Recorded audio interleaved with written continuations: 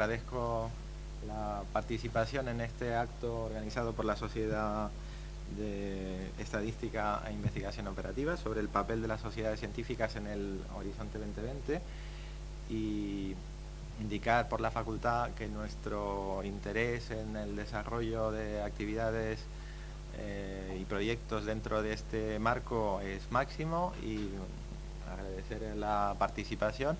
Estamos grabando la mesa redonda de tal manera que también pueda ser accesible a personas que no han podido asistir pero que tengan interés.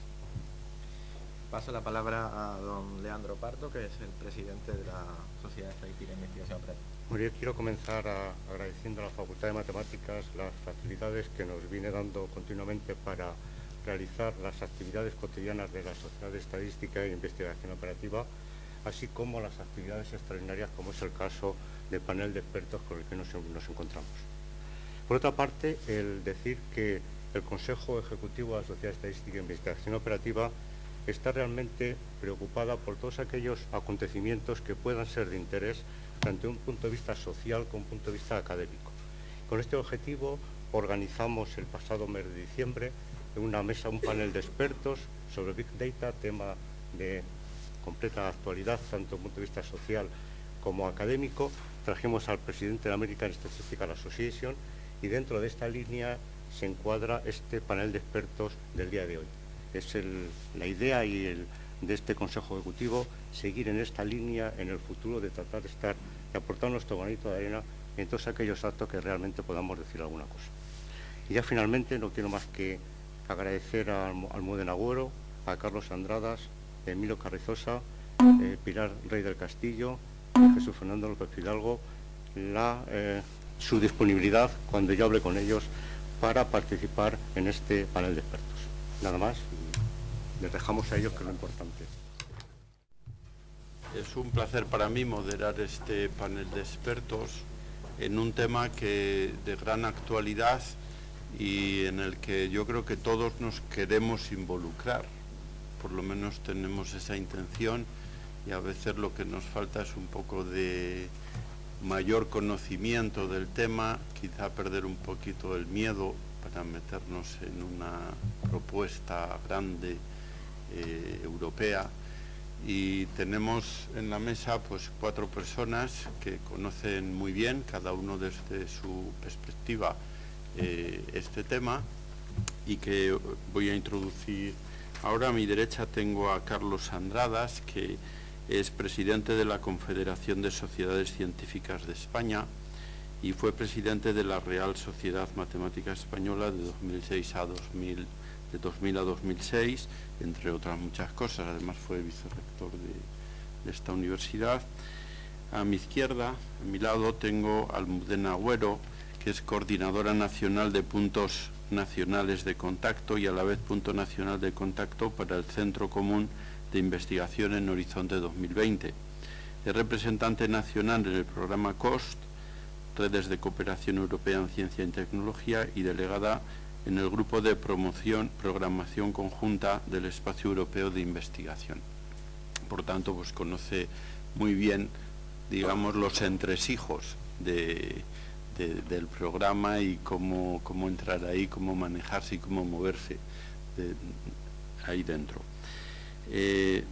A mi derecha, en el extremo de la mesa, está Pilar Rey del Castillo, que está en la Task Force on Big Data en Eurostat y conoce pues muy bien la actividad de Eurostat, que se refiere a Horizonte 2020. Es matemática con el doctorado en Ciencias de la Computación e Inteligencia Artificial y tiene pues mucha experiencia en haber participado en programas, en concreto en algún proyecto en el programa Marco 7, cuando era representante del Banco de Datos del CIS en España. Y finalmente pues quiero presentar a mi querido compañero Emilio Carrizosa, que es catedrático de Estadística e Investigación Operativa de la Universidad de Sevilla, es vicepresidente de Investigación Operativa de la SEIO y desde hace años pues tiene gran experiencia como evaluador y coordinador de evaluación en distintos programas de la Unión Europea, en particular en los paneles Marie Curie. Y bueno, pues este plantel que tenemos aquí creo que nos va a dar una información pues muy interesante.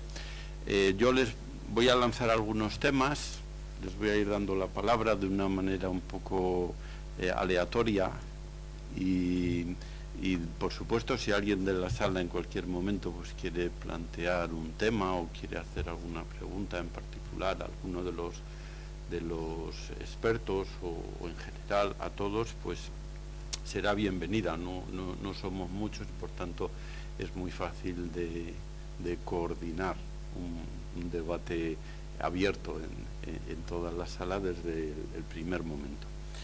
Quizá pues haya que empezar por saber o por definir claramente cuáles son los pilares sobre los que se asienta el programa Horizonte 2020. Y esto es lo primero que yo quisiera lanzar. No sé si Carlos quiere a lo mejor comenzar interviniendo.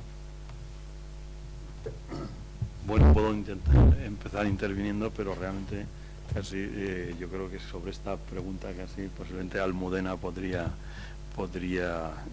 hablar más, ¿no? Primero, lo que sí querría decir es que desde luego el Horizonte 2020 yo creo que es una iniciativa muy importante que ha aumentado de hecho su presupuesto respecto al programa marco número 7, que yo creo que tiene, y ahora esto yo creo que Almudena nos lo explicará mucho mejor, algunas novedades importantes en cuanto por lo menos a que va a intentar, o uno de sus objetivos es simplificar la gestión, que es algo de lo que siempre nos hemos quejado, digamos, en todos los proyectos europeos. Lo digo para no invadir terrenos, digamos, que yo creo que tú puedes explicar mucho mejor. Junto a eso, yo lo que sí hago siempre, y lo haré después a lo mejor de una manera más extensa, es llamar la atención sobre, digamos, la cara oculta, ¿no? Y la cara oculta, por esto que yo llamo cara oculta, es decir, el Horizonte 2020 yo creo que es algo muy importante, efectivamente, pero no podemos olvidar que es una ínfima parte, de hecho es menos en el presupuesto que se gestiona dentro del Horizonte 2020 o que se gestiona, digamos, comunitariamente en la Unión Europea, es menos del 10% de la suma de todos los presupuestos nacionales que se dedican a la investigación y al desarrollo. Entonces, quiero decir con esto que nunca, y lo digo porque yo creo que últimamente sobre todo se tiene la tendencia a decir como parece que las cosas flaquean, digamos, de la frontera hacia adentro, entonces parece que hay que ir a buscar efectivamente los recursos fuera, y está muy bien, y yo creo que eso es muy importante y que efectivamente tenemos que hacer un esfuerzo en lograrlo, pero sin olvidar que realmente lo que es la parte del león en la investigación y el desarrollo sigue residiendo y tiene que seguir residiendo en lo que son, digamos, los Estados miembros. Y con esto simplemente lo dejo así como titular y le cedo la palabra a Almudena. Muy bien, Almudena, pues está claro que nos puedes decir mucho acerca de esto, ¿no? Del presupuesto, de las temáticas, etcétera, etcétera. Muy bien, muchas gracias, Jesús. Agradezco la invitación a la Sociedad de Estadística Operativa, Investigación Operativa, y me parece importante que se hagan actos de este tipo para dar difusión a lo que es el programa Horizonte 2020.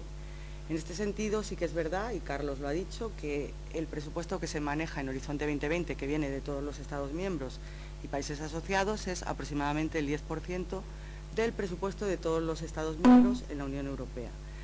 El asunto es que Horizonte 2020 sí que es una oportunidad única a la hora de hacer investigación, para investigadores y para empresas españolas, es para todos.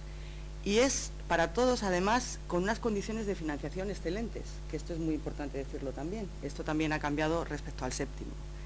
Entonces, es un contexto internacional, son casi 80.000 millones de euros y este dinero es para 7 años. Son presupuestos para 7 años, de 2014 a 2020. De hecho, las primeras convocatorias ya se lanzaron en 2013 y ahora estamos en los programas de trabajo de 2014-2015. Lo que más ha cambiado o se ha intentado en Horizonte 2020 es vincular la investigación y la innovación al mercado.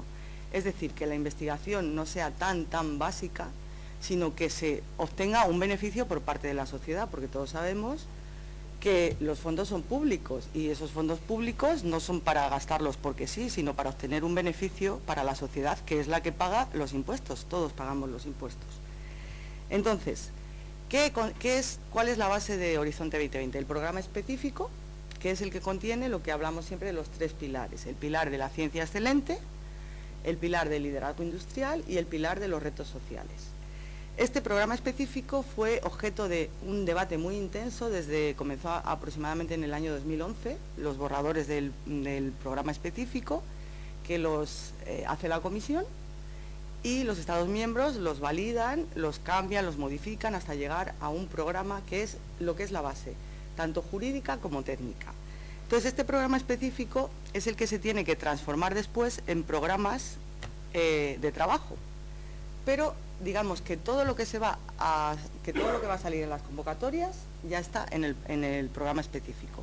Se hace una programación estratégica cada 2 años, que se conoce con cierta anticipación y posteriormente se publican los programas de trabajo. En cuanto a cómo está repartido el presupuesto en los pilares, pues aproximadamente el pilar que más dinero tiene es el de los retos sociales, después está el de la ciencia excelente y el último el de liderazgo industrial. Además, hay parte del presupuesto de Horizonte 2020 que se dedica al Centro Común de Investigación, el JRC, del que ha comentado Jesús, que soy también punto nacional de contacto, y este es el servicio, digamos, in-house de la Comisión para la investigación.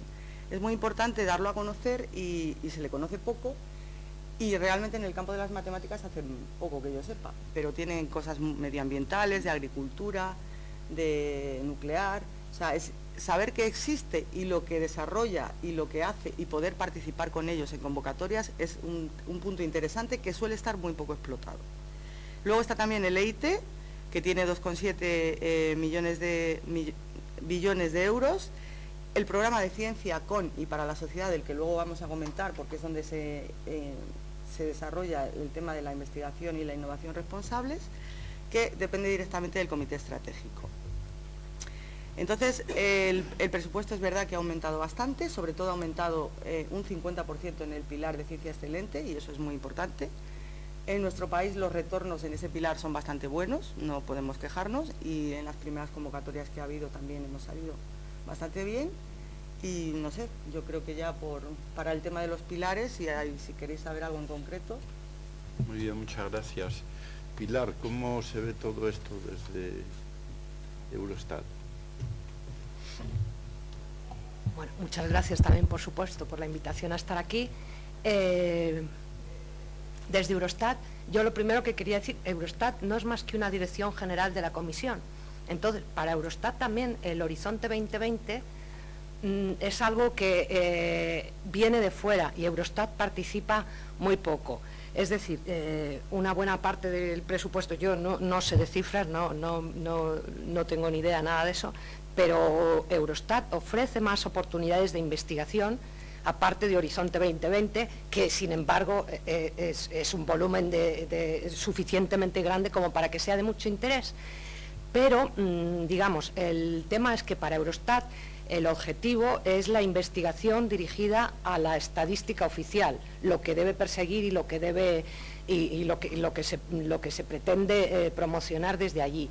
Entonces, un tema curioso que hay, que ha explicado muy bien Almudena las novedades y lo conoce con mucha más precisión que yo, supongo, pero desde Eurostat hay algo que en este momento preocupa mucho. Preocupa en realidad a dos personas, porque también, o sea, lo que se llama investigación en Eurostat es una unidad que es un señor con el cual colaboramos 2 o 3 personas, pero que no es nuestro trabajo principal. Yo he puesto esto, la verdad es que es muy, muy oscuro, y cuando me dijeron qué poner, yo no sabía qué decir, y como donde más me ocupo ahora es lo de Big Data, pues esto es lo que introduje, porque es difícil explicar, pero yo trabajo en esa unidad de investigación con este hombre. Entonces, el problema que existe en este momento respecto a Horizonte 2020 es una oportunidad, desde luego, aunque no sea el mayor presupuesto dedicado a la estadística, a la posible investigación en estadística oficial.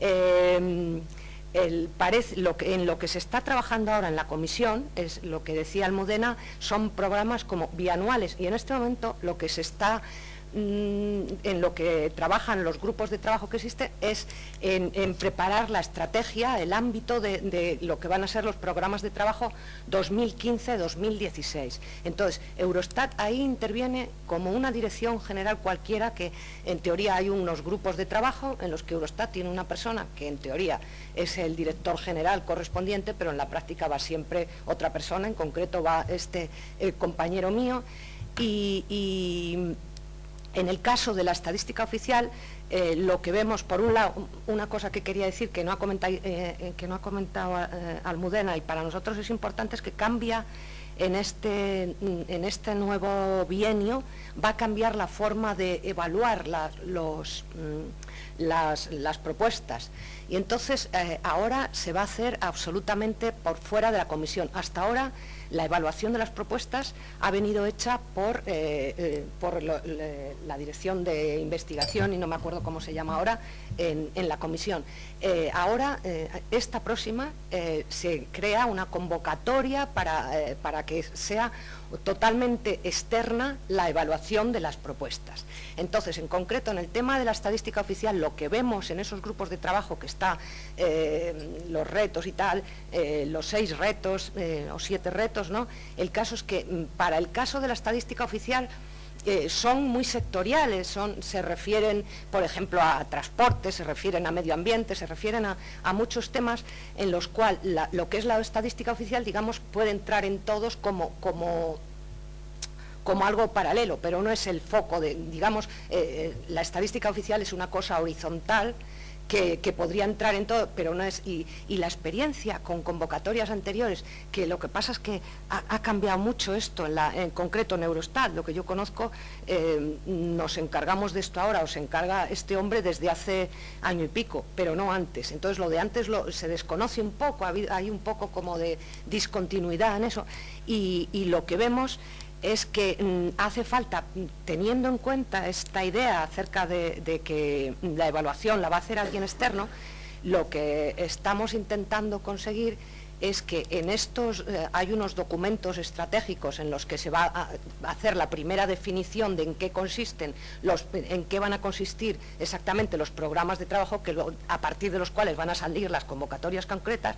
Entonces, lo que se pretende es conseguir que haya una línea específica relacionada con estadística oficial, lo cual es complicado porque Eurostat no es más que una dirección general entre las no sé cuántas que existen en la comisión, pero hemos visto por la experiencia que, aunque no se ha transmitido muy directamente, parece que ha habido proyectos que se consideraban y que hemos conocido a través de amigos o eso a posteriori, que pues digamos que estos proyectos más de lo que es la estadística en cuanto a investigación no vende bien, quiero decir, es mucho más vistoso si estás hablando un maravilloso proyecto en lo que consigues que, no sé, que vayan por el aire los metros en todas las ciudades o cualquier cosa más vistosa, ¿no? La estadística como cosa oficial no se considera un objetivo, con lo cual sería muy importante, y es lo que se está intentando conseguir para que a la hora de evaluar y a la hora de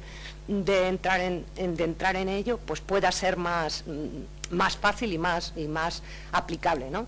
Y bueno, eso como una idea general, porque en el fondo yo creo que Almudena conoce mucho más y yo trato de ver lo que nosotros desde allí vemos y se intenta hacer, ¿no? Yo luego sobre la marcha supongo que saldrán más. Gracias. Muy bien, muchas gracias. Emilio, desde el punto de vista de la evaluación, ¿qué podrías comentar? Desde el punto de vista de la evaluación puedo decir poco. Sí es cierto que he estado recientemente ya en alguna historia de estas de evaluación dentro del 2020 y lo que sí se nota es un tufillo a una cosa que se ha hablado, que se ha dicho ya, un tufillo, en fin, positivo, pero que al mismo tiempo tiene muchas connotaciones, que es el rendimiento a la sociedad, que también lo podemos traducir por una orientación muy grande hacia lo industrial, hacia lo que va a tener una empresa de la mano. Y eso, poniéndome ahora, me quito la camiseta de evaluador o de experto en procesos de evaluación de proyectos europeos, me pongo la de socio y la de solicitante, de socio de la sociedad, investigador y solicitante, y entonces ahora resulta que lo que sí observo es que precisamente ese cambio es cierto, que se ve una simplificación en los procedimientos, incluso las solicitudes son necesariamente más cortas, todo aparentemente es más ágil en ese sentido. Por otro lado, las universidades están ya mucho más acostumbradas a bregar con esto y tienen ya unos procedimientos muy estandarizados, pero al mismo tiempo aparecen problemas nuevos. Por ejemplo, la necesidad, en algunos casos preceptiva, en otros muy deseada, de que el proyecto tenga una orientación industrial, que tenga un partner industrial que vaya de la mano, lo cual nos lleva a que la pregunta... Antes tenía una pregunta yo, que era, bueno, ¿y qué hay de lo mío? Antes de la pregunta de qué hay de lo mío, otra pregunta, ¿y qué es lo mío? Bueno, pues resulta que el qué es lo mío se me está complicando, porque no solamente necesito tener una temática que sea suficientemente sugestiva para poder, o sugerente para poder recibir fondos de la Unión Europea en el programa 2020, necesito seguramente, salvo que estemos hablando de una RC o algún tipo de convocatoria de carácter individual, voy a tener que implicar a muchos colegas de distintos países además para poder hacerlo, con lo que eso conlleva, sino que además ahora nos encontramos con una regla de juego para nosotros, y eso que estamos en estadística e investigación operativa, que somos de los menos puros de las ciencias puras, pero para nosotros nos trae un problema añadido nuevo, que es la necesidad de acercarnos a ese mundo, que para algunos es un terra ignota, que es el campo industrial. Entonces, esas son las grandes preocupaciones que yo veo ahora mismo, aparte de la sobreinformación que nos podemos encontrar muchas veces, que hay tanto donde buscar que es difícil poder situarse y poder saber responder a la pregunta de ¿y lo mío qué es? Bueno, pues esto viene bien para preguntárselo a Almudena. A ver, ¿cómo hacemos, no? ¿Qué hay que hacer para preparar una propuesta, para participar, para entrar ahí? Eso es otro punto. Vamos a ver. ¿Cómo participar? Como ya he dicho, el programa general se articula en programas de trabajo, que se publican y suelen ser 4 meses lo que hay entre la publicación y el cierre de la convocatoria. Entonces, realmente, si no estás preparado mucho antes, tienes tu idea detrás, tu posible consorcio, etcétera, etcétera, es muy difícil llegar a tiempo y es muy difícil que salga tu propuesta porque es muy competitivo. Es verdad que es muy competitivo y la tasa de éxito ha disminuido muchísimo respecto al séptimo. También todo el mundo ha dicho, uy, como ahora es más sencillo, a ver si me cae lo mío. Y claro, no. O sea, hay que estar preparado y muy bien preparado. Hay que tomarlo en serio, es una carrera de fondo. A la primera no te va a salir, tienes que ir introduciéndote, pero es bueno estar dentro. Entonces, como he dicho, es una oportunidad para colaborar con los mejores, porque efectivamente se aprueban los mejores proyectos. No se aprueba cualquier cosa. Lo de que la evaluación sea externa, no he logrado entenderlo muy bien. Entiendo que siempre se ha hecho con evaluadores externos la evaluación de los proyectos, en el séptimo, en el sexto, en el quinto, en todos. Y otra cosa... Responsabilidad, eso es lo que yo creo. Era responsabilidad de la comisión, Hombre, el resultado. Y ahora es absolutamente... Se evalúa fuera. No, la comisión no va a intervenir en esa evaluación, va a recibir el resultado. Claro, sí. Y luego lo apruebo formalmente. Y solo hace la aprobación formal. Bueno, eso tiene la ventaja de que no está manipulado el resultado. Yo tampoco... Es que estaba A ver, no, pues en algún caso podría estarlo, no digo que no, o sea, pero quiero decir, si la evaluación es externa, mira, yo, por ejemplo, cuento mi experiencia en este sentido. En COST, el programa COST, que es muy, no sé si lo conoceréis, es muy bueno para contactar con posibles futuros socios europeos, es muy fácil hacerlo, pues estamos cambiando las reglas de evaluación, donde antes teníamos delegados nacionales de todos los países que evaluaban las propuestas, la prepropuesta y en los hearings, en las audiciones, la final. Pues lo estamos cambiando porque al final es mejor que sea todo externo y sea un peer review, pues como te hacen en una revista. Entonces, yo, si antes estaba manipulado o no, creo que desde el punto de vista de sentirse más seguro, es decir, bueno, pues la comisión únicamente recibe los reports y habrá, por supuesto, procedimientos de relectura en caso de tal, y yo entiendo que es lo más adecuado en cuanto a lo que es la evaluación. Pero bueno, y vamos a hablar del tema de cómo participar.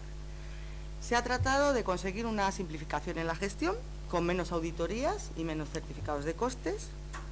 El plazo desde que se cierra la convocatoria hasta la firma del contrato son solo 8 meses. Esto es, en las primeras convocatorias se ha visto que no es tan interesante como parecía, porque el tema es que los evaluadores pueden dar unas pautas al consorcio, que se podrían mejorar las cosas, pero entonces no da tiempo, con lo cual no se sabe si esto volverá a cambiar. Ahora la propuesta está como está, y si pasa, pasa, y si no pasa, pues no pasó. No hay negociación posible. No hay cambios durante la negociación del contrato. Y se ha simplificado el tema de la financiación. Hay una tasa única del 100% de los costes directos para proyectos que son de investigación.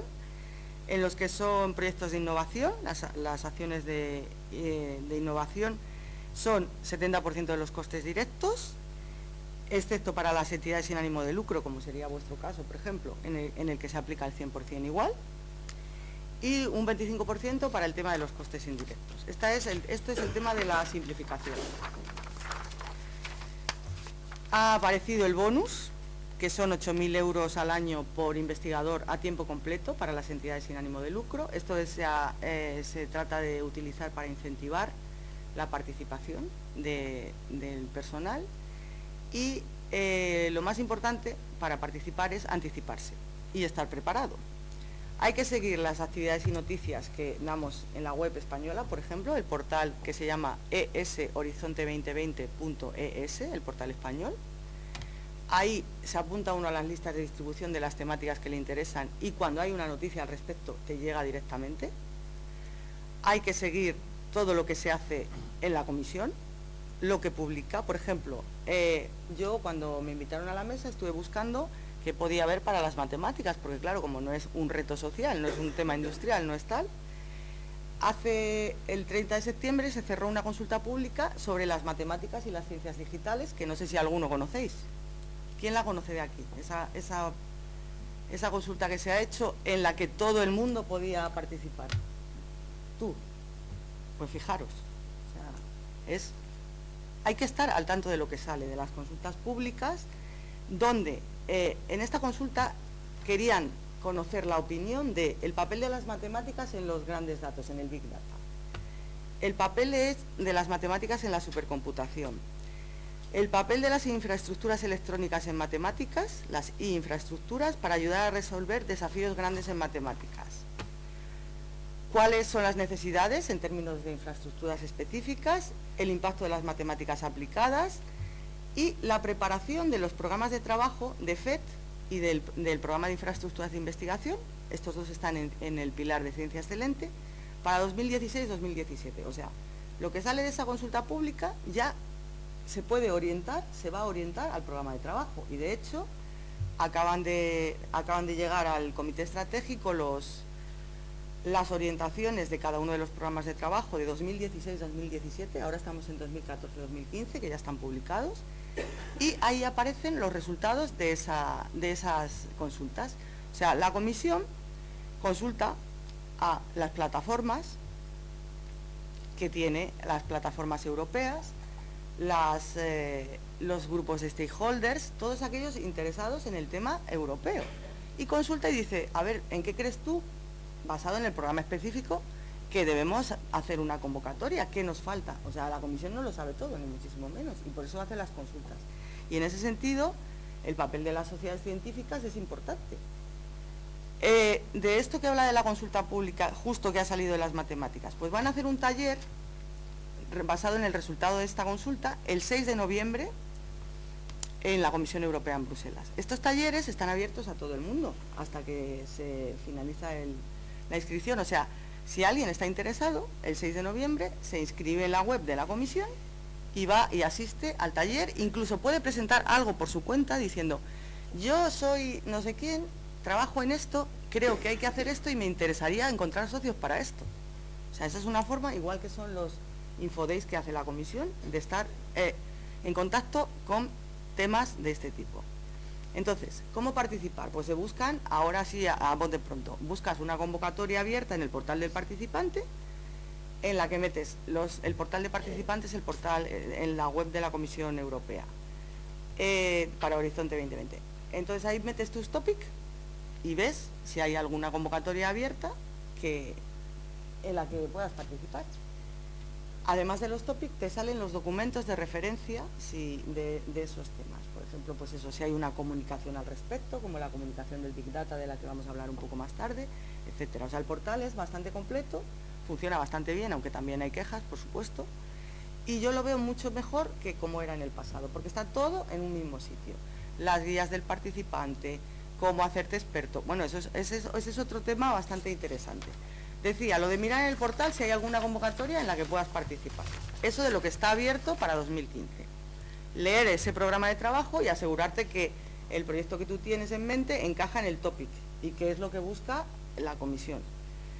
Hay que entender muy bien el contexto y los objetivos del programa de trabajo donde está, es decir, no simplemente porque, uy, pues yo parece que sí, no. Tiene que estar muy bien enfocado en el contexto y los objetivos del programa de trabajo. Revisar, por supuesto, documentos e informes de la Unión Europea de referencia, asistir a las sesiones informativas nacionales, hacemos infodays nacionales cada vez que hay una convocatoria en varias comunidades, por supuesto siempre en Madrid, etcétera. Esto te enteras siempre si te apuntas en la web nacional a las listas de distribución, en la web de Horizonte 2020, siempre te llega infoday de no sé qué y no sé cuántos, tal no sé qué. Tú ya luego te inscribes, no te inscribes, lo sigues por web, porque hacemos también cosas en web streaming. Los infodays de la comisión también los hacen mucho ya en web streaming, o sea que lo puedes seguir desde el ordenador de tu oficina sin ningún problema y enterarte, incluso hacer preguntas, porque yo he asistido a sesiones allí de web streaming donde desde fuera haces una pregunta y te contestan, o sea que en ese sentido la información es mucho más fluida. Contactar también con las oficinas de proyectos europeos que tienen las universidades, las OPIs, los centros tecnológicos o con la red PIDI para las empresas y ver si realmente te puedes presentar. Si te puedes presentar y tienes apoyo nacional, los puntos nacionales de contacto, por supuesto, están siempre dispuestos, hacemos revisión de propuestas para que realmente encajen el topic, etc. Hay que definir si se quiere ser coordinador o socio.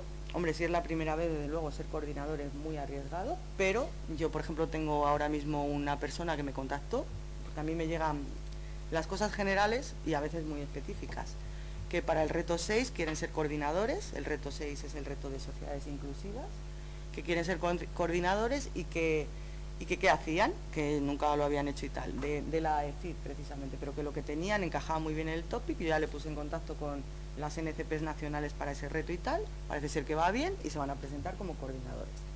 Yo creo que no es la situación ideal porque coordinar es complicado, pero bueno, se puede hacer.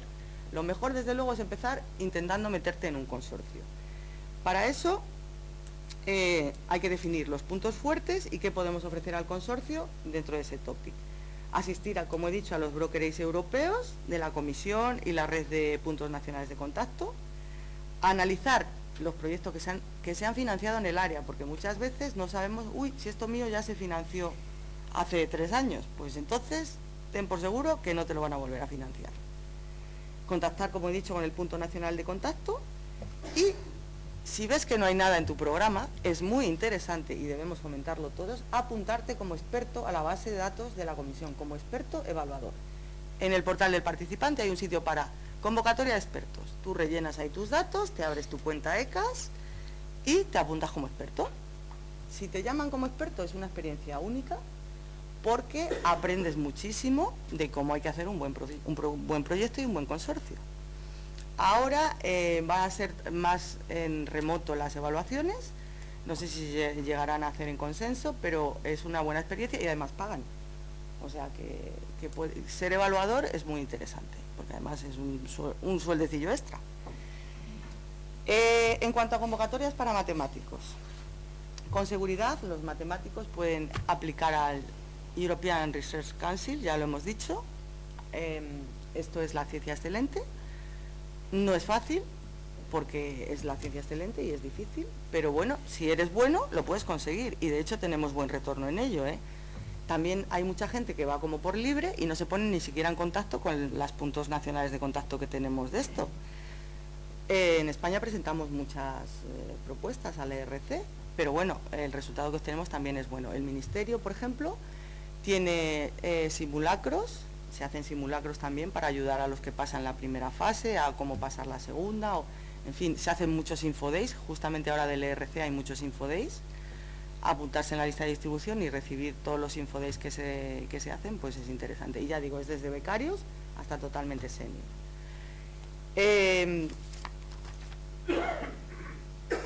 Las Marie Curie, también, que creo que Emilio es experto evaluador para las Marie Curie, en los temas de movilidad, también es una cosa donde los matemáticos se pueden apuntar sin mayor problema. Y luego, como he dicho, pues eso, hay muchas veces que aparece en un topic algo que te puede cuadrar. Y como ya dije antes, COST es un programa muy interesante para ello. COST, ahora mismo estamos en remodelación, entonces en septiembre no ha habido convocatoria, la próxima es de marzo y ya sale con las condiciones de Horizonte 2020, que cambia el tema de la evaluación y cambia el tema de la presentación de nuevas propuestas a redes. Haremos un Infoday nacional aquí en Madrid, lo tenemos que preparar para finales de noviembre, primeros de diciembre, contando todas las novedades, pero en cualquier caso, como COS está siempre abierto a unirte, si la acción lleva menos de un año en marcha, te puedes unir, o sea que es ir a la web de COS y buscar con tus palabras clave qué acciones puede haber en las que puedas tú participar, que te interesen, y posteriormente ponerse en contacto con nuestro ministerio, que somos los que nombramos en mi subdirección los participantes nacionales en la red, y tratar de meterte, aunque sea en un grupo de trabajo de la red, y conocer nuevos partners y socios europeos, y los mejores normalmente, porque también COS es muy competitivo.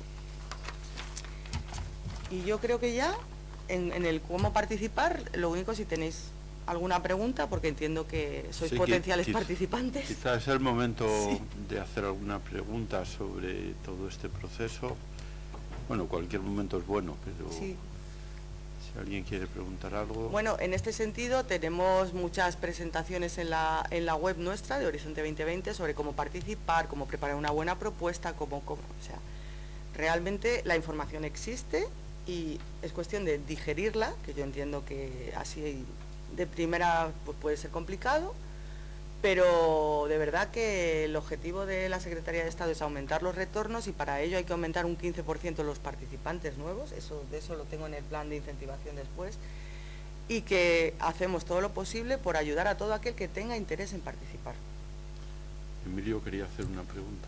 Yo sí, yo es que no tengo cifras, o sea, en concreto con las Marie Curie, bueno, ahora es Marie, es Lodowska Curie, en esta, de lo que ha pasado por mi cabeza, por mis manos, que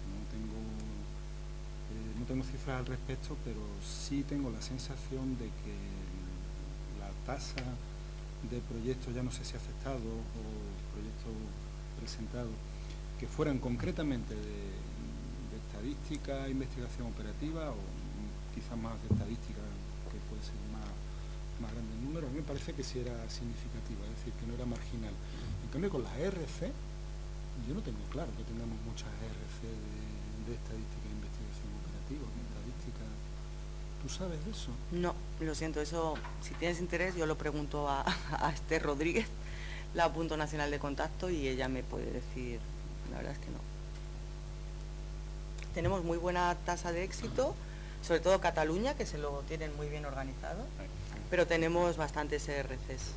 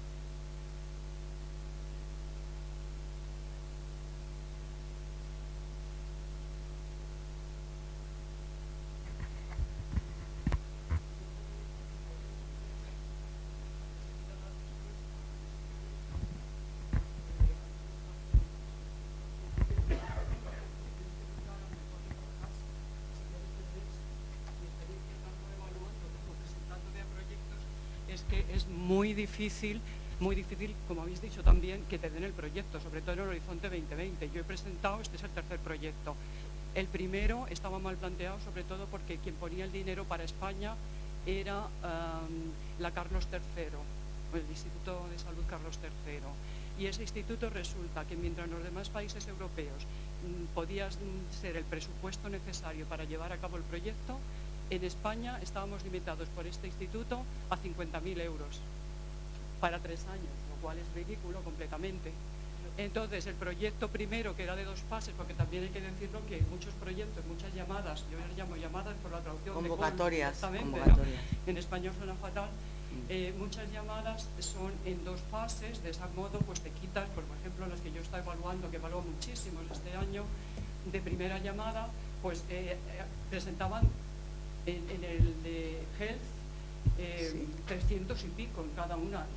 Con la primera evaluación se quedaron en menos de la mitad, que pasaron a la segunda. Y de los que pasaron a la segunda, muchos no llegaron a terminar el proyecto completo, donde ya tienes 80, 90 páginas que escribir muy bien, ¿no?, para que aquello sea competitivo. Y luego he estado también evaluando hace poco en Bruselas, y bueno, proyectos que los 3 criterios que se evalúan, que el máximo es 5 en excelencia, 5 y 3 en implementación, No, son pues 5 resulta siempre. que incluso con 5, 4,5 y 4,5 no han pasado, porque después se hace un ranking Efectivamente. a tantos millones y se asignan hasta donde llega. Si llegan a los 3 primeros, se asignan a los 3 primeros, si llegan hasta el 5, pues se dan a 5. Sí, sí, Como es dices, así. no hay negociación, con lo cual lo que tú pongas en el presupuesto es lo que la comisión va a considerar una vez que hayan aprobado, si tiene suerte, el proyecto. Entonces, lo que también tiene que saber España, por ejemplo, con el caso este que he comentado de la primera que yo presenté... Ya, perdona, pero ¿puedes aclararme si eso era para alguna iniciativa de programación conjunta? ¿No era Horizonte 2020 en sí? No, ahora mismo yo no recuerdo la llamada, pero había como mínimo, como siempre, 3 países europeos, éramos 5 o 6 países europeos, de los cuales pues había Suecia, había no sé quién, que pedían 300, 400.000 euros. Y resulta, cuando llegan a España, era para hacer un ensayo clínico. Claro, España no podía hacer un ensayo clínico con ese dinero, con lo cual hubo 2 de los partners que presentan ensayo clínico y la comisión dice con muy buen criterio, los evaluadores dicen que bueno, que necesitan tener esos ensayos en más lugares europeos, más zonas, con lo cual nos quitaron a la primera por ese tema. El segundo es de los proyectos completos, también de la llamada Heldul, tema de memoria y casas robotizadas o ayudas para mantener la memoria en personas mayores que tienen déficit cognitivo, que pueden vivir más tiempo en su casa y cosas de estas. Bueno, ahí fue muy bien evaluado, pero es de estos casos que digo que había otros mejores, con lo cual tampoco se financió. Y ahora he pedido uno tercero, que no sé lo que pasará. Lo que comentas del Carlos III, entiendo que era una convocatoria europea de alguna iniciativa de programación conjunta. En el tema de salud, hay cuatro JPIs, son las Joint Programming Initiatives. En estas iniciativas de programación conjunta, que forman parte del panorama, pero no exactamente de Horizonte 2020, pues el tema es que cada país pone el dinero para financiar a sus participantes. Si en el caso del Carlos III únicamente disponían de ese dinero, pues es que es lo que hay. Entonces, es que no es lo mismo. Quiere decir que España en ese caso no puede participar, Ya, no puede participar porque es una pérdida de tiempo en ese caso. Ya. Hombre, pero... no pone limitación. pero vamos a ver, ¿puede participar o no puede? O sea, no sé cómo lo harían exactamente en esa convocatoria el Carlos III, pero no es que España no pueda participar, es que el dinero disponible es ese y si alguien se presenta sabe que es con esas condiciones. Yo te puedo dar 50.000, si tú puedes poner 20.000 o lo que necesites, sí, es que es así, pues participa en el proyecto, si no es que no puede ser. O sea, cada vez que sale una convocatoria de ese tipo, la Agencia Financiadora Nacional pone las reglas que aplican en cada Estado miembro. O sea que, por eso te digo que, hombre, lo siento, pero vamos, que es así. Bueno, gracias. Me gustaría que Carlos pues nos comentara un poco a ver qué pueden hacer las sociedades por ayudarnos en general, ¿no? En general, en todo esta... Y en particular, ¿no? Bueno, yo también, lo primero que antes no lo he dicho, desde luego agradecer a la SEIO la invitación por estar aquí. Pensaba decirlo al final, pero como digo, me estoy quedando como un maleducado. Entonces, bueno, o sea, muchísimas gracias, porque además creo que sí que es importante el reflexionar un poco sobre qué podemos hacer desde las sociedades científicas, efectivamente, en general en la organización de la ciencia y en particular, digamos, en esto que es el Horizonte 2020 y que realmente se nos escapa un poco, ¿no? Es decir, que parece como que está ya, vuela a otros niveles, ¿no?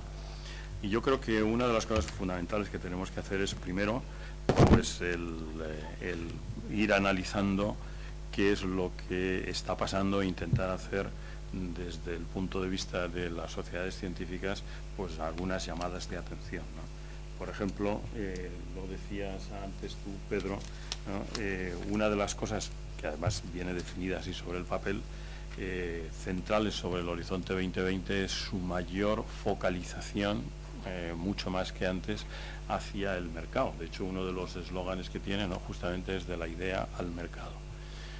Bueno, esto como científicos yo creo que es algo que también tenemos un poco que someter a un cierto escrutinio. Es decir, bueno, atención, señores, digamos, autoridades europeas que diseñan todos estos programas.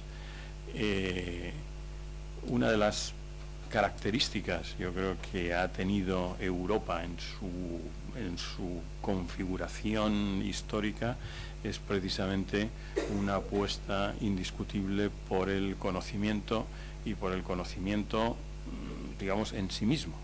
Y evidentemente, como se ha dicho antes, no hay que olvidar que el objetivo fundamental del conocimiento y de la investigación tiene que ser el bienestar y mejorar las condiciones de vida y el progreso, pero también como científicos todos sabemos que eso no, es como lo de las vírgenes estas del Evangelio, que no sabemos ni el día ni la hora, nunca se sabe cuándo, digamos, un determinado conocimiento realmente va a cristalizar o puede contribuir a un cambio radical en la sociedad.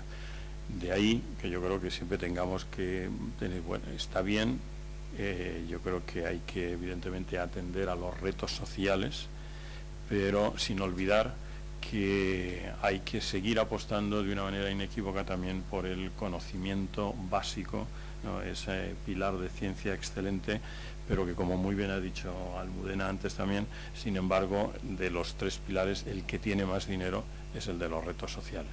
Ojo, y yo creo que desde las sociedades científicas una de las cosas que tenemos que hacer es, por lo menos, llamar la atención sobre las orientaciones que van tomando los distintos programas, ¿no?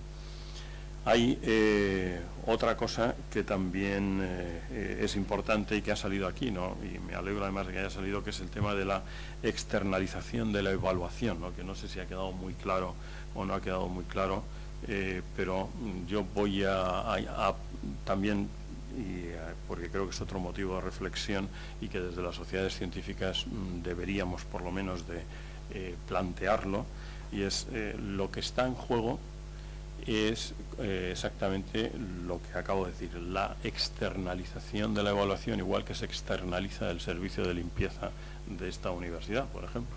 Es decir, que la Comisión Europea, y cuando digo Comisión Europea, mañana pueden ser los planes nacionales de los distintos países, pues decide que la evaluación de los calls, ¿no?, como decías por aquí, pues directamente, en lugar de encargarse de hacerla la dirección general correspondiente, pues simplemente se contrata, por ejemplo, a Elsevier, por ejemplo, ¿no? Porque de hecho es uno de los servicios que ya están ofreciendo, o sea, estas grandes multinacionales editoriales, como tienen efectivamente unas bases de datos impresionantes, elaboradas a través de los años, con los recensores, revisores, etcétera, de artículos, entonces ya están ofreciendo, digamos, paquetes a la medida en ese sentido. Oiga, usted, le evaluamos la convocatoria de su convocatoria o de su call, no sé cuánto, y efectivamente eso es, yo creo, lo que hay detrás de la externalización de la evaluación, lo cual, en principio, yo creo que puede ser, a lo mejor puede tener alguna ventaja, pero también puede tener, yo creo, graves riesgos y serios riesgos, porque además, efectivamente, la comisión o la dirección general se limita simplemente a sancionar lo que allí ya se ofrece, digamos, una vez evaluado el paquete. Y estamos dejando cada vez más, ¿no?, pues lo que es la ciencia, el desarrollo de los proyectos, en manos, y no quiero decir privadas, porque parece como que siempre estamos con la historia de si el enfrentamiento entre lo privado y lo público, simplemente en manos de grandes corporaciones cuyos intereses igual no son los mismos que los de los científicos, ¿no? Y bueno, yo creo que entonces estas reflexiones generales son las que de alguna manera desde las sociedades científicas, aparte evidentemente ya de una cosa mucho más de estar en el día a día, de, pues eso, de lanzar información, de suministrar, distribuir información a los afiliados, etcétera, sobre las distintas convocatorias, pero en cuanto al fondo, ¿no? Es decir, bueno, cómo está evolucionando, cómo se están planteando cómo se quiere hacer la ciencia, cómo se quiere evaluar, cómo se quiere gestionar la ciencia en los años siguientes, ¿no? Y yo creo que ahí es fundamentalmente donde debemos, los científicos, y creo que la única forma es, desde luego, no hacerlo a nivel individual, sino colegiadamente, intentar llevar por lo menos y decir, oiga, atención, cómo se está orientando esto y, bueno, peligros o riesgos que pueda haber detrás, ¿no? Claro, aquí lo voy a decir. Muchas gracias. Pues Pilar, no sé si en esta pregunta, o bueno, estas ideas que nos daba Almudena sobre dónde pueden estar las matemáticas y la estadística en particular en estos programas, no sé si Big Data debe ser uno de los protagonistas. Sí, supongo que sí. Bueno, aparte de eso, también quería anunciar que hay un portal de Eurostat que es el Cross Portal CROS, y ahí se supone que están actualizados, pero no, yo sé que no están bien del todo, las posibles convocatorias que pueden ser de interés en el ámbito de la estadística oficial. Si lo buscáis ahí, se supone que están un poco filtradas, porque es verdad que el portal de Horizonte 2020 debe estar muy bien, pero sumergirte en él, como es tan amplio, es complicado, y ahí se supone que se van a resumir no solo las de Horizonte 2020, sino otras convocatorias.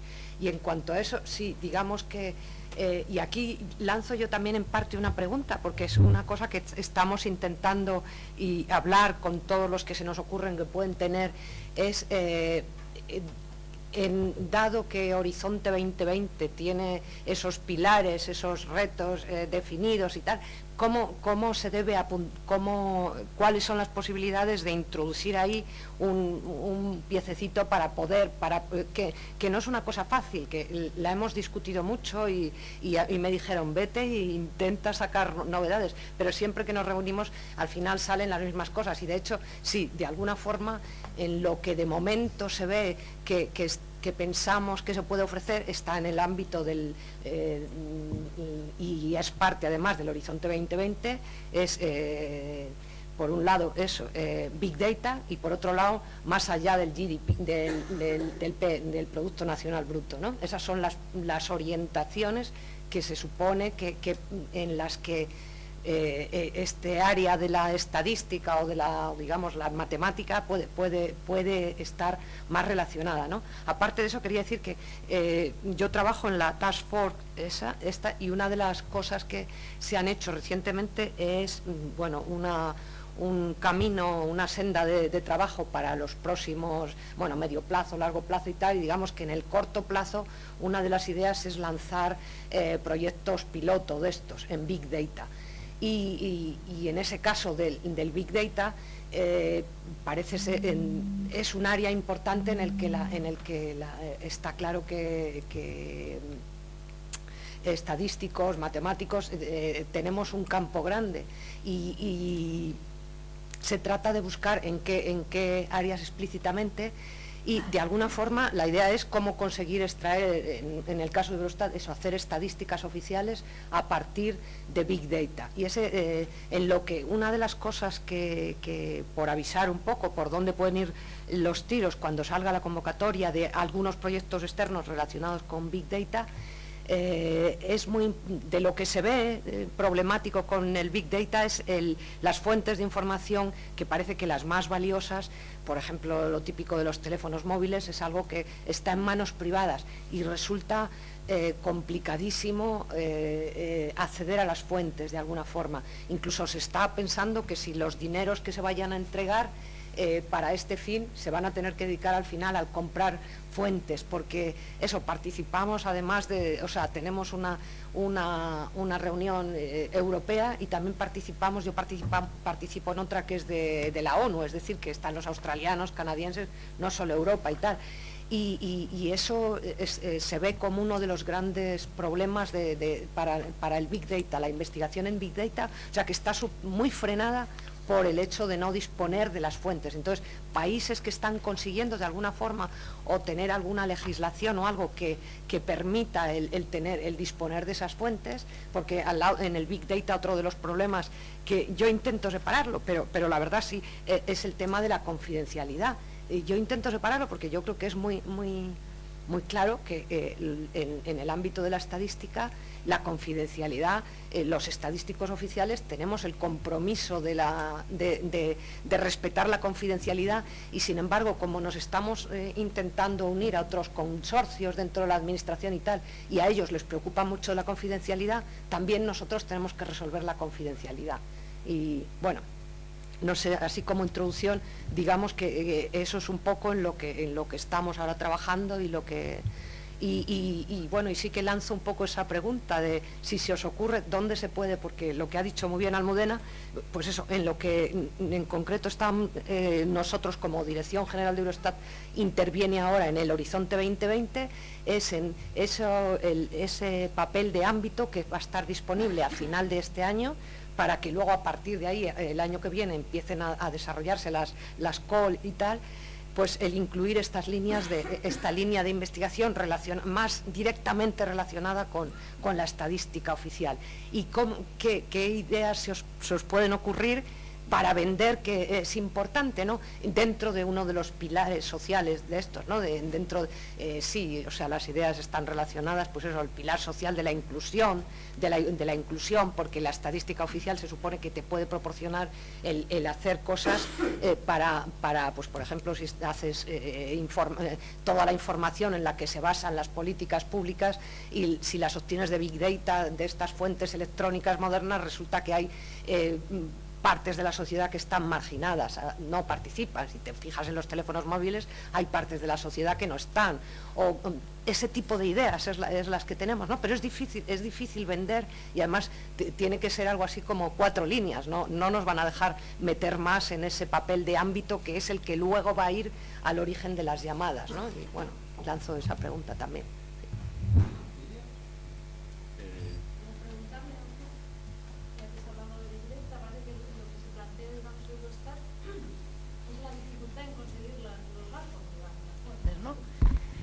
¿Y está pensando, digamos, Eurostat que la metodología que utiliza en estadística oficial es la misma también para el tratamiento del Big Data?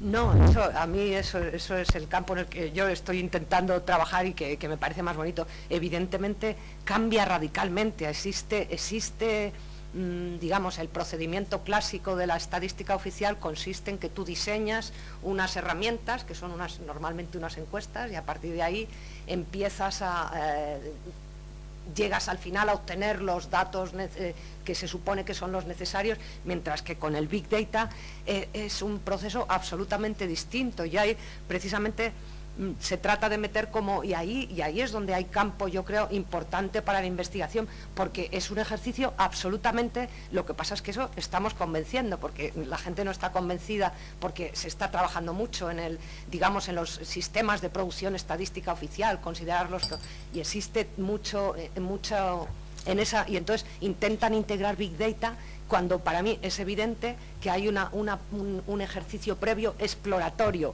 que es qué es lo que se puede hacer. Yo no diseño esto, sino veo que existe esta fuente, qué es lo que se puede hacer, y hay miles de posibilidades, y en la práctica yo creo que existen muchas vías en las que no se nos ocurren, pero que cuando conoces una fuente puede llegarse a utilizar como una buena fuente de información para cifras oficiales, ¿no? Pero desde luego ha de cambiar radicalmente, y un poco ese es el problema, digamos, también con Eurostat, y esto que, digamos, Eurostat, y en eso cambia un poco lo que para mí, el ir a Eurostat, yo provengo del INE, de España, y soy estadística española, y pasa lo mismo con otros países. Los estadísticos de los países somos estadísticos, no somos funcionarios. Bueno, somos funcionarios, yo soy funcionaria de la Administración Pública Española, pero cuando vas a Eurostat, resulta que allí Eurostat es una dirección como otra cualquiera, que hay gente que esta semana está en estadística y la semana que viene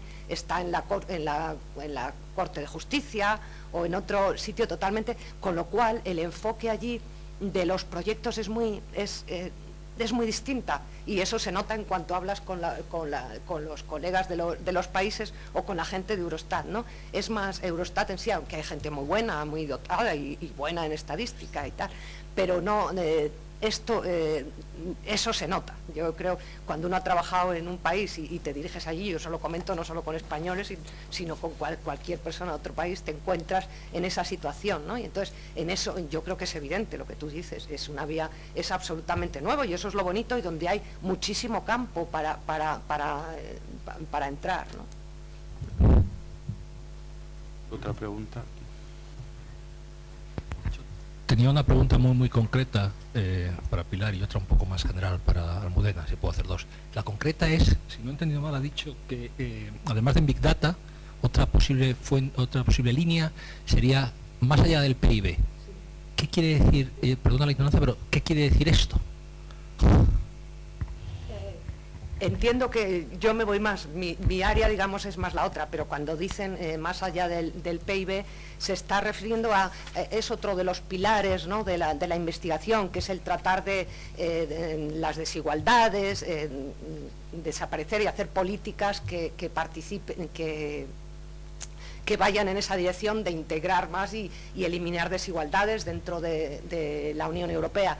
Y entonces, más allá del PIB, lo que dice es intentar buscar, digamos, medidas, pues este tipo de medidas de cosas que se supone que el PIB mide las cuentas, pero hay algunos aspectos sociales que no contempla, ¿no? O pues, no sé, puede ser cosas, medidas de eso, de marginalidad, hay muchas cosas que están mal medidas por la contabilidad nacional, que no están consideradas. Entonces, el ir en la dirección de intentar buscar vías para inclusivas de fenómenos nuevos también, como puede ser eso, las migraciones, yo qué sé, intelectuales de los jóvenes de los países que más hemos sufrido las crisis, cosas de ese tipo, ¿no? Encontrar medidas estadísticas que puedan llegar a medir esos nuevos fenómenos y que puedan llegar a incluir, a eso se refiere, entiendo. La otra pregunta era, más allá del papel de las sociedades científicas como difusores de información y como foros de reflexión, que es lo que esencialmente ha planteado Carlos, ¿hay alguna posibilidad, hay algún caso previo en algún país en el que una sociedad científica haya participado como actor, como partner en algún proyecto? Pues la verdad es que no lo sé. Vosotros tenéis un legal, ¿cómo se llama? Un CIF, pues entonces no hay ningún problema. Quiero decir, la sociedad en sí ya... No, vamos a ver, la sociedad en sí puede ser un participante en un consorcio, que no lo sé si existe. Sé que existe la Sociedad de Matemáticas Europea, a la que pertenecéis, porque lo estuve mirando a ver qué hacen, y creo que ellos sí que impulsan el asunto de que se defiendan los intereses de las matemáticas en Horizonte 2020, y una buena conexión con ellos en ese aspecto me parece de lo más interesante. Lo de que participe como partner la sociedad, en realidad yo no veo el problema, lo que no veo es exactamente en qué, porque si veis un topic que puede ser interesante para la sociedad, pues sí, luego ahí dentro van los investigadores que sea, y yo no sé, es que no...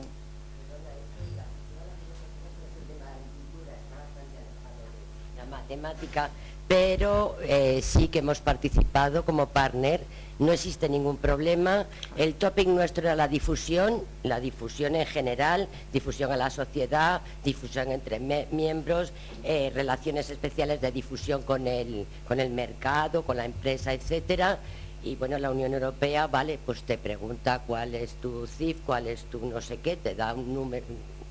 No, vamos, que no hay ningún problema. Bueno, ahora mismo, en ese sentido, lo que sí que hay que, en vuestro caso, si nunca ha participado, tendríais que pedir, por si acaso, un código de identificación del participante, y posteriormente pues enviar unos papeles para nombrar el LIAR, que es el representante legal, y luego ya tenéis una cuenta, ese LIAR tiene una cuenta, y ya, pues con eso ya los participantes de la propia sociedad, con ese PIC, pueden presentar proyectos para coordinar, etcétera.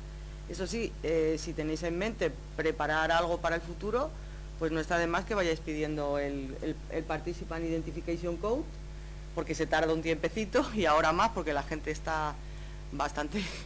Es que ha habido que, digamos, renombrar el LEAR respecto al séptimo, mandando papeles legales de lo que es la entidad participante y tal. Entonces eso es una cosa que se puede ir haciendo si tenéis interés en que en el futuro podáis participar.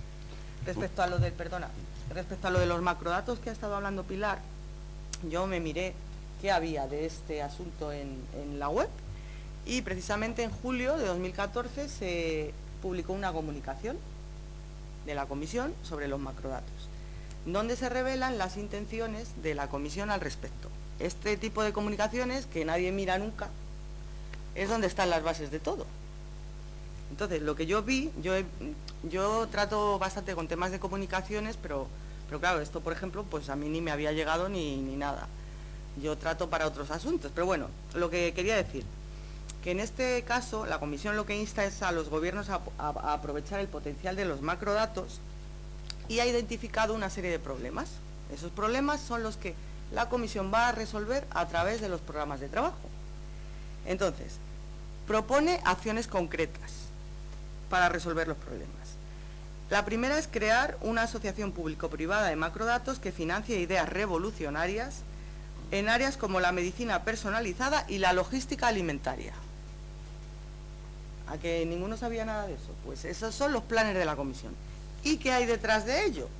Pues hay un consorcio industrial que está preparando esta asociación público-privada, una PPP, para el lanzamiento a finales de este año, y esto se denomina BIG, y es ya un consorcio que ya se está formando, que hay que estar al tanto de lo que hace si queréis participar, por ejemplo, como sociedad, porque evidentemente por ahí van a ir los tiros. Hacen la asociación público-privada y después la asociación público-privada saca las convocatorias en qué hay que investigar.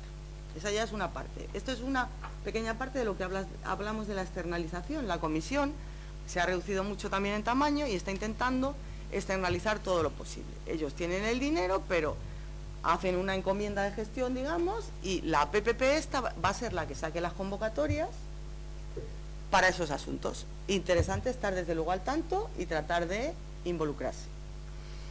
Otra cosa que dice la comunicación: crear una incubadora de datos abiertos dentro del programa marco Horizonte 2020. Esto ya lo dice clarito. Esto va a salir en Horizonte 2020 para ayudar a las pequeñas y medianas empresas a establecer cadenas de suministro basadas en datos y a utilizar más la computación en la nube.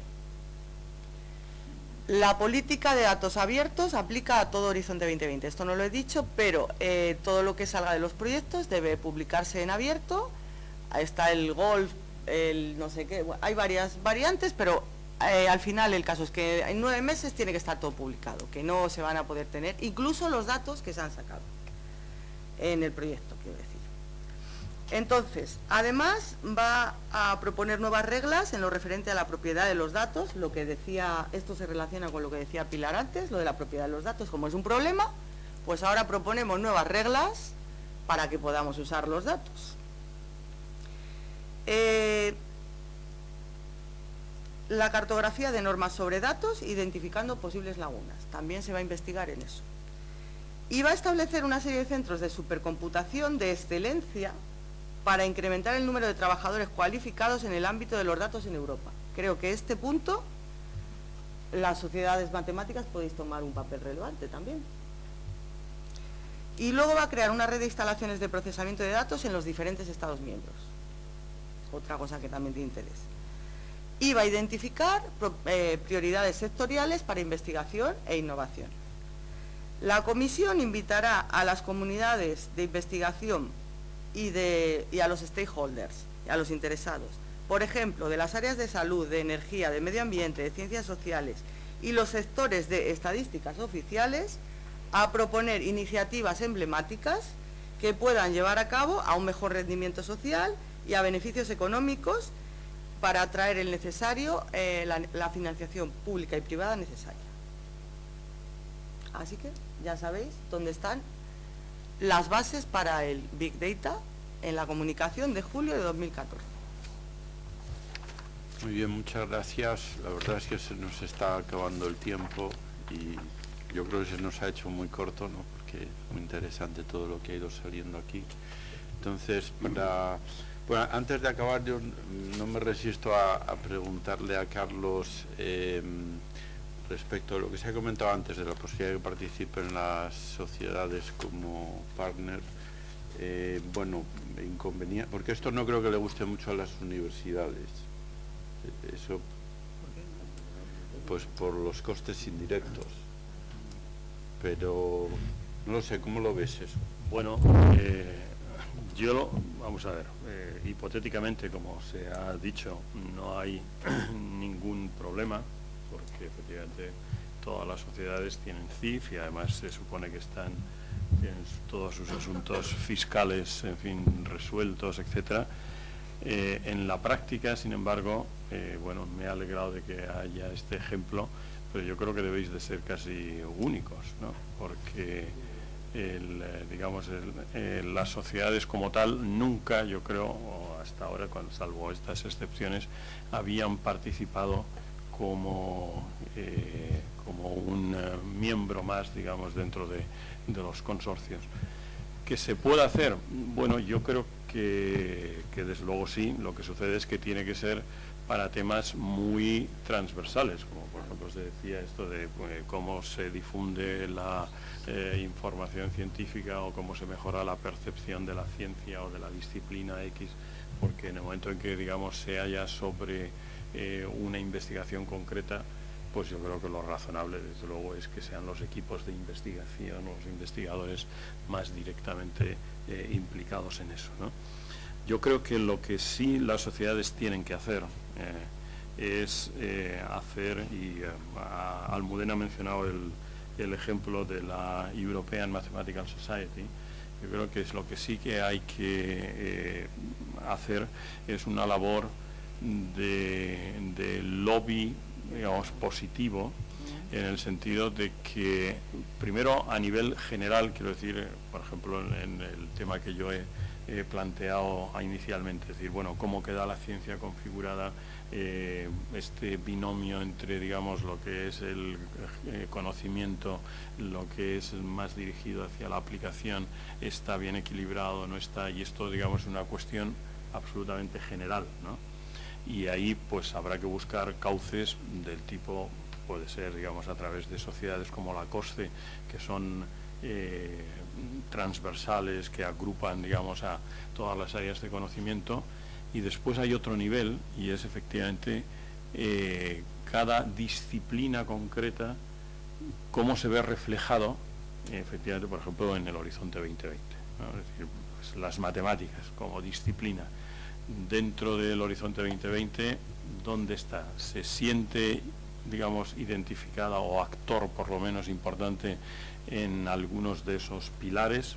Bueno, en el de ciencia excelente, pues digamos, ahí evidentemente podemos entrar todos porque no hay ninguna distinción temática, pero en el de retos de la sociedad, bueno, ¿dónde, de qué manera, qué se puede hacer, digamos, incluso para que en la propia formulación de esos retos aparezca algo, ¿no?, que alguien diga, pues esto tiene que ver con matemáticas, o aquí las matemáticas, por ejemplo, tienen que ver, ¿no? Entonces yo creo que eso exige, es complicado porque yo creo que eso exige el lograr tener una interlocución en distintos ámbitos, digamos, de influencia que se escapan del ámbito nacional, y por lo tanto habría que intentar organizarse a niveles europeos, etcétera, en federaciones de sociedades temáticas y luego de iniciativas de otro tipo más general.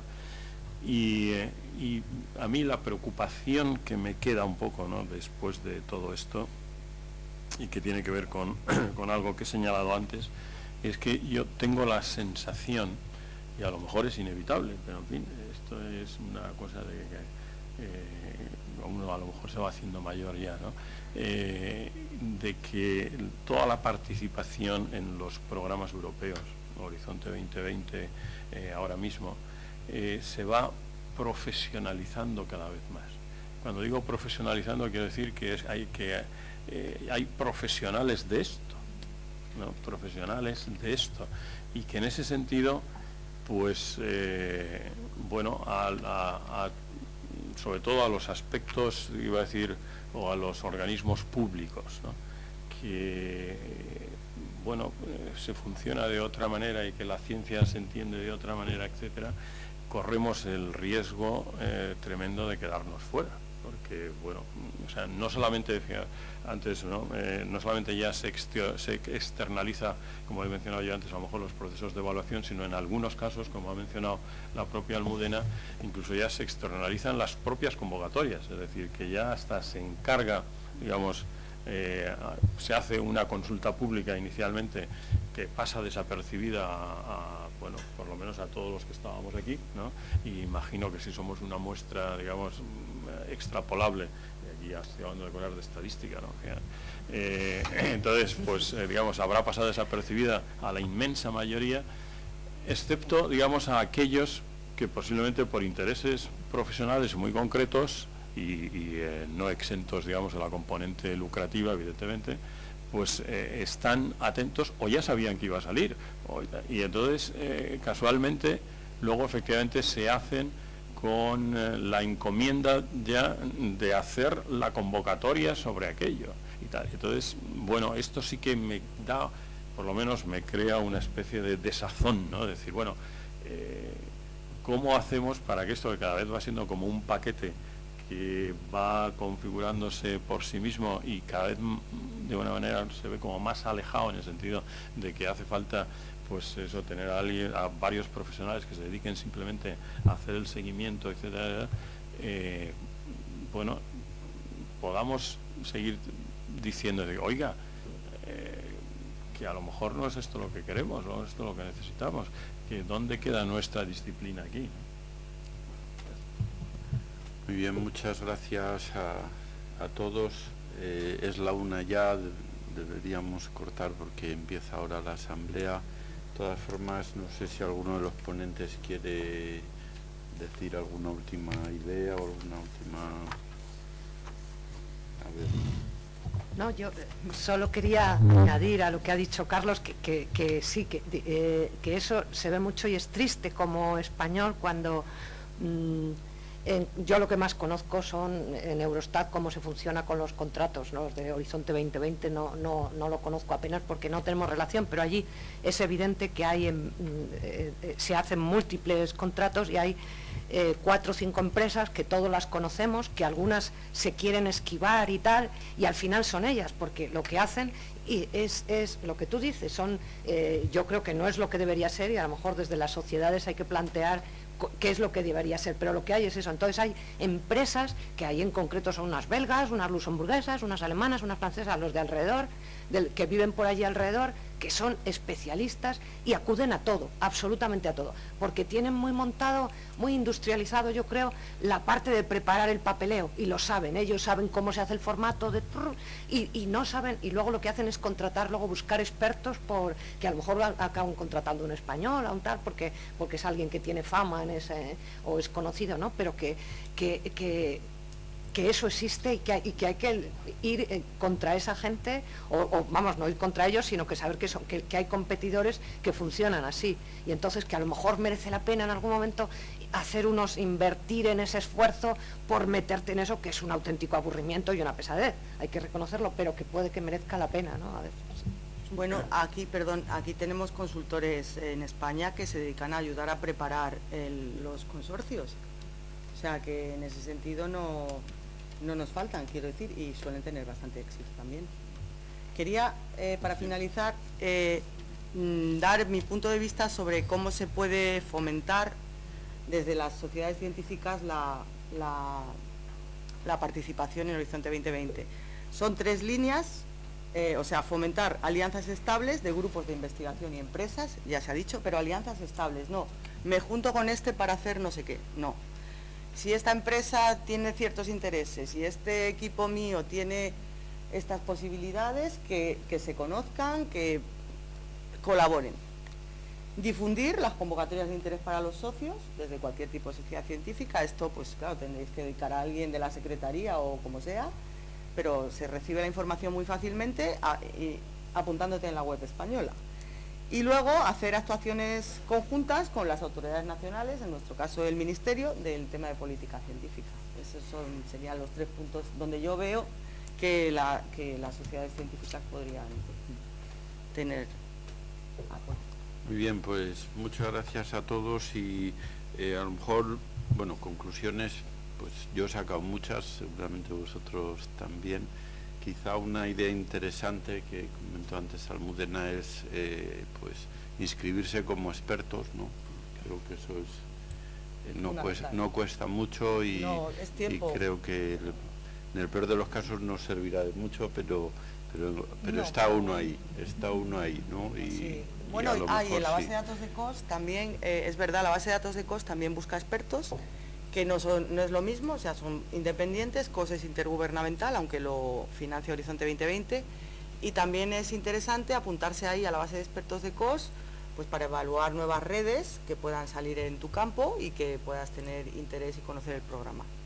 Sí, y el taller del 6 de noviembre, bueno, creo ese que para es vosotros una cosa muy interesante. Solo tenéis que ir a la web de la comisión. Ayer miré y no estaba abierto todavía la inscripción, pero, o sea, es seguir el asunto y normalmente estas webs de la comisión además tienen apuntarse a mi lista de distribución, entonces tú te apuntas y te llega la noticia de lo que salga ahí, con lo cual no es que tengas que estar todos los días mirando la web ni todas las semanas, ¿no? Te apuntas o a su newsletter, que también son muy interesantes, y recibes pues lo que está realmente moviéndose en Europa en tu campo.